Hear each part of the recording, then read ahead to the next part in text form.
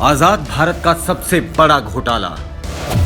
मोदी ने चंदा लेकर उद्योगपतियों को धंधा दिया और जांच एजेंसियों ने डराया, बीजेपी ने चंदा पाया।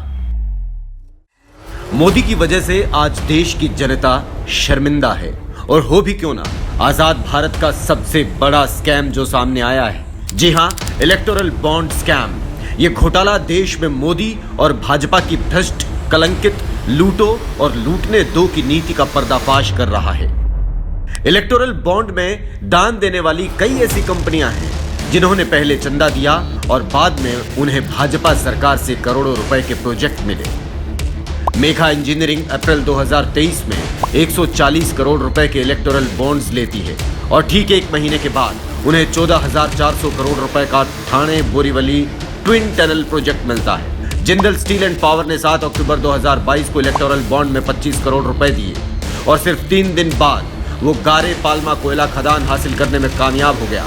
एपीसीओ इंफ्रा 10 जनवरी 2022 को इलेक्टोरल बॉन्ड लेती है और 24 जनवरी 2022 को उसे 9,000 करोड़ का वर्सोवा सीलिंग टेंडर मिल जाता है। मोदी के भ्रष्टाचार की दास्तान यही नहीं रुकती।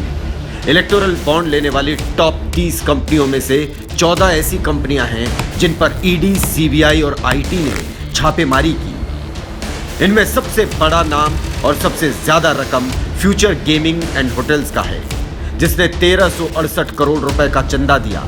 कैसे दिया, यह भी हम आपको बताते हैं। 2 अप्रैल 2022 को ईडी ने फ्यूचर गेमिंग पर छापा मारा और ठीक 5 दिन बाद यानी कि 7 अप्रैल को फ्यूचर गेमिंग इलेक्टोरल बॉन्ड में 100 करोड़ रुपए का दान करती है।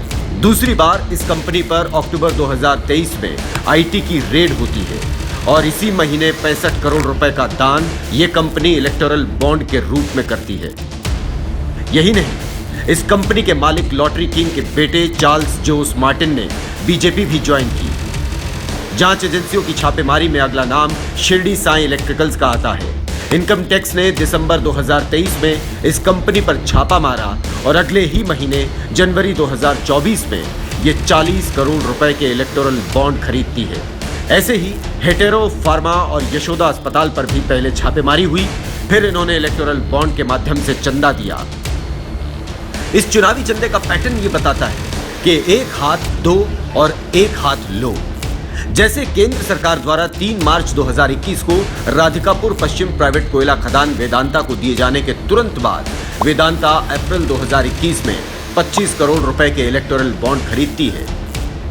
इसमें कई ऐसी संदिग्ध कंपनियां भी हैं जिन्होंने अपनी कुल पूंजी से अधिक बीजेपी को चंदा दिया। जैसे क्विक सप्लाई चेन लिमिटेड एक ऐसी कंपनी है जिसकी पूरी शेयर पूंजी MOCA फाइलिंग के अनुसार सिर्फ 130 करोड़ रुपए है और इसने 410 करोड़ रुपए के इलेक्टोरल बॉन्ड खरीदे हैं। ईडी की छापेमारी, उसके बाद कंपनियों का इलेक्टोरल बॉन्ड खरीदना, इलेक्टोरल बॉन्ड खरीदने वाली कंपनी को हजारों करोड़ के सरकारी प्रोजेक्ट मिलना और संदिग्ध कंपनियों द्वारा चंदा दिया जाना, ये तमाम सबूत हैं जो मोदी के भ्रष्टाचार की पोल खोलते हैं। साफ है, मोदी ने आजाद भारत का सबसे बड़ा घोटाला किया है। जनता मोदी को सत्ता से बाहर कर इस भ्रष्टाचार का जवाब देगी।